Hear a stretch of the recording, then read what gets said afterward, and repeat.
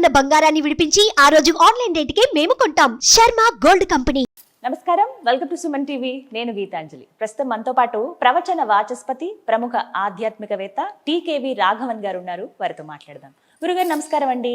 నమస్కారం తల్లి. నిత్య జీవితంలో ఎన్నో ధర్మ సందేహాలు ఉంటాయండి. ఇలాంటి పెద్దల దగ్గర అవి నివృత్తి అవుతాయని భావిస్తూ కామెంట్స్ రూపంలో అడిగిన కొన్ని ప్రశ్నలు మేము ముందు ఉంచుతున్నాను. ముందుగా అడిగింది ఏంటంటే, వినాయకుడి దగ్గరికి వెళ్తాము, అలా వెళ్ళినప్పుడు పూజలు చేశాక గుంజీళ్లు తీయడం అనేది చూస్తాం. అయితే వినాయకుడి ముందు మహిళలు గుంజీళ్లు తీయవచ్చా?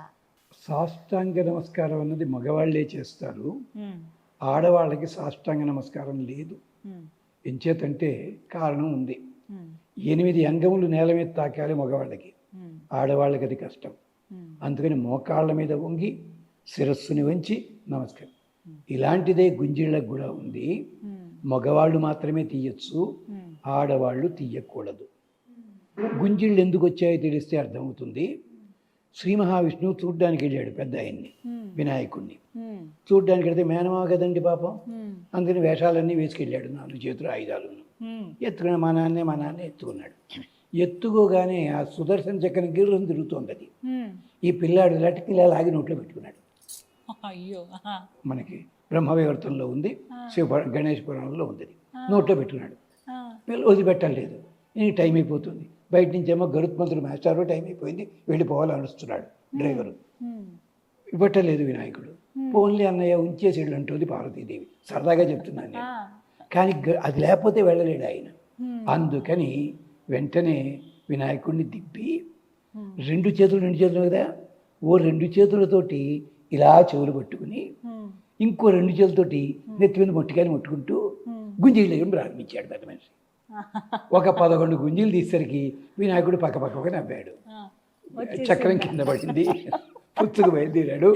పార్వతీదేవి అప్పుడు నియమం పెట్టింది, ఇక్కడి నుంచి నా స్వామికి తృప్తి చెందాలంటే భక్తులు గుంజీళ్ళు తీయాలి, నెత్తి మీద ముట్టుకోవాలి. కానీ మనకేమో 2 కదా చేతులు, అందుకని గుంజీళ్ళు తీసేటప్పుడేమో 2 చేతులు పెట్టుకుంటాం, మొట్టికాయలు విడిగా పెట్టుకుంటాం. ఆయనకి 2, 4 ఉన్నాయి కదా, చేశాడు. ఇది బ్రహ్మవివర్త పురాణంలో ఉంది. సరదాగా అది విశేషం. ఆడవాళ్ళకి మాత్రం లేదమ్మా, ఇబ్బంది ఏం లేదు. మరొక ప్రశ్న అండి, ఇంట్లో దీపారాధన, నిత్య దీపారాధన చేసేటప్పుడు ఉదయం పూట ప్రత్యేకమైన సమయం అంటూ ఉందా? ఉందమ్మా. దీపం అన్నది అగ్నిదేవుడు భగవంతుడికి భక్తుడికి అనుసంధానం. ఆడవాళ్ళని దీపంతో పూరుస్తారు కరిగిపోతుంది. అర్థం అది కాదమ్మా. దీపం దగ్గరగా ఉంటే కాంతినిస్తుంది, వేడినిస్తుంది, వస్తువు దర్శింపజేస్తుంది. దీపం దూరంగా ఉంటే ధైర్యం ఇస్తుంది, మనిషి ఉన్నాడని. ఎక్కడో ఉన్నట్టయితే ప్రేమ కలిగిస్తుంది. స్త్రీ కూడా అంతేనమ్మా. తల్లిగా, భార్యగా, చెల్లిగా దగ్గరుంటే వస్తు దర్శనం చేయిస్తుంది, ఆత్మీయత ఇస్తుంది. దూరంగా ఉంది, బాగున్నావా నాన్న అంటుంది. ఎక్కడో ఉంది, ఏనాడో వెళ్ళిపోయి ఉంటుంది ఆవిడ పాపం. అది తలుచుకుంటే పులకింత కలుగుతుంది. అందుకని అంటారు. అందుకనే దీపాన్ని నారాయణ రెడ్డి గారు చెప్పారు, చీకటిలా తాండవించి లోకానికి మసిపోయడం కన్నా ప్రమిదలో కట్టుబడి పసిడి వెలుగును అందించడం మిన్న అన్నారు ఆయన చోట. అలాంటి దీపాన్ని వెలిగించాలంటే ఉదయం పూట సుమారు 7:30 లోపలే దీపం వెలిగిస్తే మంచిది. సూర్యోదయం అవుతుండగానే దీపం వెలిగించడంలో అంతరార్థాన్ని ఋగ్వేదం చాలా బాగా చెప్పింది. ఎంచేత పగటిపూట సూర్యుడు బయట ఉంటాడు, అగ్ని నీళ్ళల్లో ఉంటాడు. రాత్రిపూట అగ్ని బయటకు వస్తాడు, సూర్యుడు నీళ్ళల్లో ఉంటాడు. అంచేత బ్రిడ్జి మించి పెడుతుంటే రాత్రిపూట నీళ్లు, కింద నీళ్లు తెల్లగా కనిపిస్తాయి, పగటిపూట ఎర్రగా కనిపిస్తాయి. ఇది కాదు, తెల్లవారుజాముని సూర్యుడు బయటకు వస్తుండగా అగ్ని లోపలికి వెడుతుండే ఆ సమయంలో దీపారాధన చేయాలి. శ్రేష్టము. ఇది యజుర్వేదం. ఒక్క కుందులోనే దీపారాధన చేస్తూ ఉంటారు చాలా మంది. అలాంటప్పుడు ఎన్ని వత్తులు వేయాలండి? 1 కుందా 2 కుందుల అన్నది ఇది కూడా మన వాళ్ళు ఒక్కొక్క పద్ధతిలో చెప్పారు. త్రివర్తి సంయుతం అంటారు. 3 ఒత్తులని కాదు, త్రివర్తి అంటే 3 అంతస్తుల బిల్డింగ్ అని అర్థం ఉంది. వేసవి కాలంలో, చలికాలంలో, వర్షాకాలంలో కష్టాలు కాపాడేది. దానికి అసలు త్రివర్తి అంటే వత్తి అని చెప్పి అంటారు. అది పెట్టుకున్నారు పాపం. అది వేరే కారణాలు. అలాగా ఇంత 1 కుంది పెట్టుకోవచ్చు. అవసరాన్ని బట్టి సాంప్రదాయం తేడా ఉంది. 1 కుంది ఎందుకు అద్వైతం అని చెప్పి ఒకటే ఒత్తి వేస్తూ ఉంటారు. విశిష్టాద్వైతం జీవుడు పరమాత్మ అని చెప్పి ఇలా, అది ఆచారం తప్ప ఏం ప్రమాదం ఏం లేదు, శుభ్రంగా చేసుకో. 2 ఒత్తులు వేసి వేసుకొని ఎప్పుడు చేసుకోవచ్చు. చేసుకున్నట్టే అది చేసుకోవచ్చు. ఒక కుందులో చేసి ఇప్పుడు 2 కొత్తగా కుందులు. వచ్చే నక్షత్ర దీపాలని మరొకటి ఉన్నాయి లేవని కాదు, ఈ నిత్యారాధనలో అవసరం లేదు. అక్కర్లేదంటారు. ఒక కుందైనా 2 కుందులైనా ఎప్పుడు ఎలా చేసుకుంటాం అలాగే. అంతే. పూజకి ఎన్నో పుష్పాలు వాడుతూ ఉంటామండి. అసలు పూజకి పనికిరాని పుష్పం అంటూ ఏవైనా ఉన్నాయా అసలు? పూజకి పనికిరాని పుష్పాలంటే గట్టిగా చెప్తే రోడ్డు పక్కన మొలిచేవి, నేల మీద పడ్డ పుష్పాలు, అలాగే శ్మశాన ప్రాంతాల్లో ఉన్నవి, ఇలాంటివి మాత్రం వద్దు దయచేసి. తర్వాత నేల మీద పడ్డవి తీయొద్దని అన్నారు. జంధ్యాల పాపయ్య శాస్త్రి గారు బీద పూజ అని ఖండకావ్యం రాశారు. దాంట్లో పూజలు పట్టుకొద్దామంటే లేవయ్యా కోప్పడకంటూ పల్లెటూరి పిల్ల అంటుంది. అంచేత పూజా పుష్పాలు అంతకంటే ముందు మనశ్శుద్ధి, అహింస ప్రథమం పుష్పం భగవద్గీతలో చెప్పాడు, అది చెయ్యండి. అంచేత కానీ ఒక్కటి పుష్పాల సంగతి అడిగారు, పుష్పాలు దొరక్కపోతే ఉన్న పుష్పాలకి రేకులు పీకేసి పూజ చేస్తుంటారు. రేకులు పీకవద్దు. మీ దగ్గర పుష్పాలు లేకపోతే 108 నామాలకు కలిపి ఒకటే పుష్పం పెట్టండి, చెవిలో పెట్టండి, అభ్యంతరం లేదు. అంతే తప్ప రేకులు పీకవద్దు. రేకులు పీకినట్టయితే అనుభవించదగిన వయసులో ఉన్న భార్యాభర్తల్ని విడగొట్టిన పాపానికి పోతాము, ఇది శాస్త్రము చెప్పింది. అదే కొన్ని చోట్ల బంతి పూలు వాడరండి. బంతి పూలు అనేది గ్రామదేవ అది చెప్తున్నారు. ఇవన్నీ కూడా అంటే పరిమళం ఉన్న పూలు వాడండి. శివపురాణం చాలా విస్తారంగా చెప్పింది, అది అంతా చెప్పడం టైం లేదు. అది బంతి పూలు, గోరింట పూలు ఇలాంటివి అవి వాడరు సాధారణంగా. సువాసన కలిగిన పువ్వులు వాడండి. మల్లెపూలు వాడచ్చు.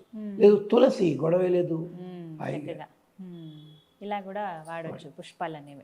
చాలా మందికి ఇవే సందేహం, ఎన్ని పుష్పాలు ఇవి వాడచ్చా? దయచేసి అక్షతలు మాత్రం పుష్పాల కోసం వాడకండి. ఒక్క ధనత్రయోదశి నాడు మాత్రమే లక్ష్మీదేవికి అక్షతలతో పూజ చేయాలి. ఉత్తర రోజుల్లో పుష్పార్థి అక్షతాంశం ప్యామి అంటారు, అక్షత చేయకూడదు. ఆ రోజు ఒక్కరోజు మాత్రం. అయితే ఇప్పుడు తెలిసింది అందరికి వెండి పూలు, బంగారం పూలు అని వచ్చాయి. అష్టోత్తరం చెప్పుకునేటప్పుడు 108 పూలు బంగారం పూలతో చేస్తున్నారు, అలా చేయొచ్చు? చేసుకోవచ్చు, తప్పేం లేదు. ఆ పూలు జాగ్రత్తగా అట్టే పెట్టుకోవాలి, మళ్ళీ కాస్త చూసుకోవాలి.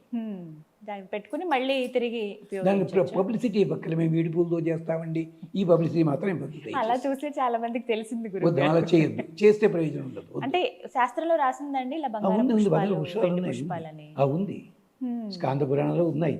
శక్తి కూడా చేయడం. కొన్ని ప్రాంతాల్లో కొన్ని విశిష్టతలు ఉంటాయి. ఇప్పుడు పలానా ప్రాంతం అంటే సముద్ర తీర ప్రాంతాల్లో అయితే పెద్ద పెద్ద శంఖాలు, గవ్వలు ఇవన్నీ ఉంటాయి. అలాంటి శంఖాలు ఇంటికి తీసుకురావచ్చా? ఇంట్లో పూజా మందిరంలో పెట్టుకోవచ్చా? పెట్టుకోవచ్చు. పెట్టుకుని అక్కడి నుంచి ఏం తేడా పెట్టుకున్నా అయిందా, ఇలాంటివి మాత్రం వద్దు. వాటికి చక్కగా పూజ చేసుకోండి, ఉంచండి, తప్పేం లేదు. అక్కడి నుంచి దక్షిణావర్తమా ఉత్తరావర్తమా ఇవేం అవసరం లేదు. సముద్ర జన్యములవి క్షేమంకరములే, శుభ్రంగా పెట్టుకోవచ్చు. అలంకరణ వస్తువుల్లా కూడా శంఖాలు చేసుకోవచ్చు. కానీ పూజా ద్రవ్యాలుగా ఉపయోగించింది మాత్రం అలంకరణకి వాడకండి. అలంకరించిన పూజ ద్రవ్యాలు విడిగా ఉండాలి. అంటే అభిషేకాలకి శంఖం ప్రత్యేకంగా ఉంటుంది. ఇవన్నీ అంటే చిన్న చిన్న సందేహాలు ఏమవుతాయంటే మీరు అన్నట్టుగా నమ్మకం, వాళ్ళు చెప్పారని వీళ్ళు చెప్పారని అలాగా దాని మీద పబ్లిసిటీ కోసం ఇలాంటివి చెప్పడం ఎక్కువైపోయింది. వద్దమ్మా, అవసరం లేదు. ఇంట్లో ఉండకూడని దేవుడి పటాలంటూ ఏమన్నా ఉంటాయా? ఉన్నాయమ్మా. అదేమిటంటే కాళికాదేవి రాక్షస సంహారం చేస్తున్న అది కానీ, లేదు పరమశివుల వారు నిద్రపోతున్నట్టుగా ఉంటుంది, అది అలాంటి వద్దు. అమ్మవారు ఉన్నప్పుడు నిద్రపోతున్నట్టు ఉంటారు కాదు, అమ్మవారు ఉన్నప్పుడు కాదు, విడిగా కూడా చిన్న బాలుడి లాగా శివుడు ఇలా అది తప్పమ్మా, అది ఉండకూడదు. అలాంటి మాత్రం చేయొద్దు దయచేసి. అది అంటే ఏమిటి, ఆఖరికి బెడ్రూమ్లోను పెద్ద పులి తలకాయలా పెట్టుకుని చూస్తారు, అలాంటివి పెట్టుకోకండి. ఉంటే సింహము కానీ, ఏనుగు కానీ, గుర్రము కానీ పెట్టుకోవాలి, పోస్టర్ లాంటివి, తప్పులేదు. పెద్ద పులి పెట్టామనుకోండి, 3 రోజులు పోగానే మిమ్మల్ని చూడేవాళ్ళు భయపడతారు, ఆ లక్షణాలు వస్తాయి, ఉగ్రత్వం పెరుగుతుంది అంటారు. అంటే ఉగ్రము తీవ్రము అయినటువంటి చిత్రపటాలు దయచేసి వద్దు. అది ఖచ్చితంగా ప్రతి ఇంట్లో ఉండవలసినటువంటి దైవ చిత్రపటం అంటే మీకు ఆచారాలను బట్టి శివలింగం పెట్టుకోండి, అమ్మవారు ఉన్నది, అమ్మవారు కానీ గుర్తుపెట్టుకోండి, అమ్మవారు అయ్యేవారికి కలిసి ఉన్నదైతే క్షేమకరం. బాలుడు కృష్ణుడు రాధమక్కర్లేదు, కృష్ణ పెద్దవాడే వెనకాల ఆవు ఉంటుంది ఏమిటండి, ఆవులు కాపలకి ఆవు భూదేవత, అది విషయం చాలామందికి తెలియదు. ఓ, అలాంటి విగ్రహం అలా పెట్టుకోవచ్చు. పెట్టుకోవచ్చు. రాముడు ఉన్నాడు, సీతారాములు ఉంటే అందరూ పెట్టుకోవచ్చు, లేదు. రాముని ఒక్కడనే పెట్టకూడదు, అలాగే కృష్ణుని ఒక్కడనే పెట్టకూడదు, పరమశివులు ఒక్కరే కాదు, లింగాకృతిలో పెట్టండి, పక్కన అమ్మవారు ఉంటుంది, ఈ పద్ధతి. లక్ష్మీనారాయణ ఇద్దరు అలాగే ఉండాలి. ఇప్పుడు మళ్ళీ లక్ష్మి కూర్చోవచ్చా, నిలబడి ఉండొచ్చా? అసలు నేను అదే ప్రశ్న అడుగుదాం అనుకున్నాను. నిలబడి ఉన్న లక్ష్మీ అమ్మవారి ఫోటో పెట్టుకోవచ్చు. ఉన్న నారాయణుడు పక్కనే ఉండాలి, అంతే, ఒక్కలుగా మాత్రం పెట్టొద్దు. ఒక్కరిగా పెట్టుకోవద్దు. ఇవందరికీ నిత్య జీవితంలో వచ్చేవి. చాలా చక్కగా వివరించారు గురుగారు. ధన్యవాదాలండి.